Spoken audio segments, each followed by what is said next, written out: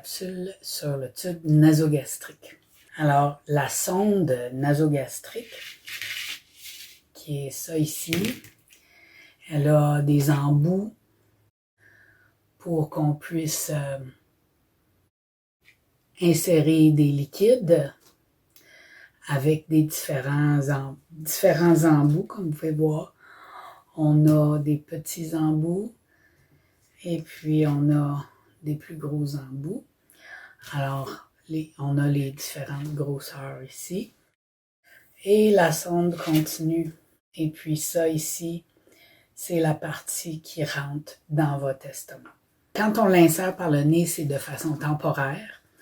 Alors, au bout de 4 à 6 semaines, ils vont remplacer la sonde. Mais je ne vois pas qu'une personne puisse avoir cette sonde-là pendant plusieurs mois.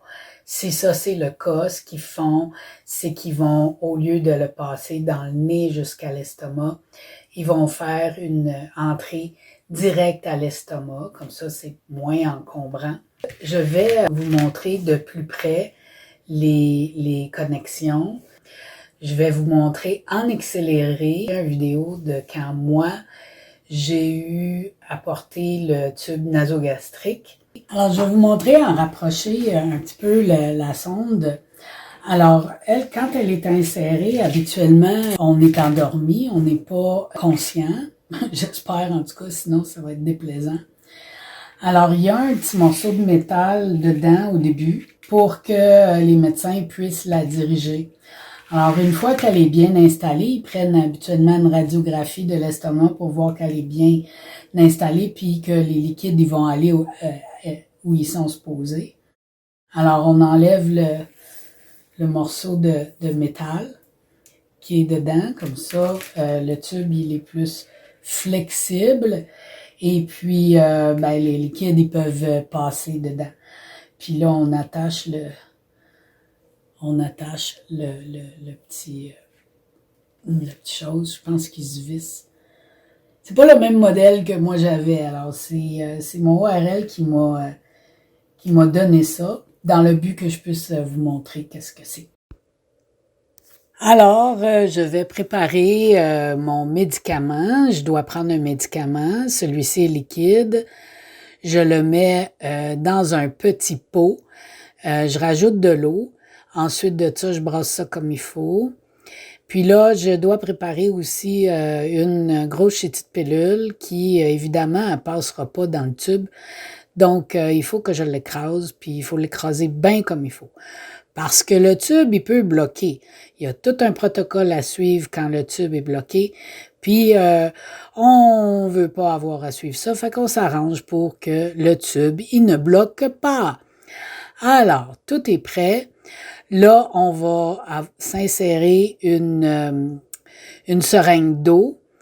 Je vais préparer aussi la seringue de médicaments. Et puis, je vais vous montrer comment on fait ça. On sort la sonde. Et puis voilà, vous voyez, c'est un petit peu différent de celle que je vous ai montrée tantôt. Et puis là, on insère l'eau. C'est sûr que là, c'est en accéléré. On pèse pas aussi rapidement que ça. On prend notre temps. Et puis, voilà. On essaye de garder le tube assez haut et on essaye de s'assurer de boucher le trou, boucher le tube quand on a terminé parce que ça peut ressortir puis ça dégoûte, c'est déplaisant, c'est tout. Alors, on s'assure d'avoir le tube bien bouché. Après les médicaments, il faut envoyer un peu d'eau pour s'assurer que le tout s'est bien rendu à l'estomac. Maintenant, le tube est bouché, on va préparer le sac de nourriture. Avec chaque nouveau sac de nourriture, il y a une nouvelle tubulure qu'il faut installer. Il faut premièrement la démêler, des fois c'est un peu long. Ensuite, on prend l'embout qui va dans le bas du sac. Tout se visse, il n'y a rien qui coule, ça va super bien. On accroche le sac. Ensuite, on va tout insérer la tubulure avec la cassette dans la machine.